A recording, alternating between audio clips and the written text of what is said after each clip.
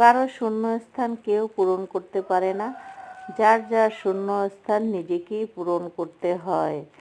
যেমন যে যেই পরিস্থিতিতেই থাকুক না কেন তাকে সেই পরিস্থিতিতে মানিয়ে নিতে হবে এবং সামনের পথগুলো যেন সুন্দর হয় তাই নিজেকে সুন্দর করে তৈরি করতে হবে আল্লাহর উপর ভরসা করে।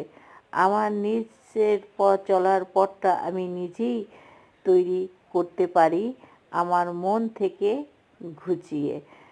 আমার ভাঙা ঘর থাকতে পারে, আমার কাগজের ঘরে বেড়া থাকতে পারে, কিন্তু আমার ওই কাগজের ঘরের বেড়াটা আমার ভাঙা ঘরটা গুছগাছ পরিপাটি করে রাখতে হবে আমার নিজের সাধ্য মতো।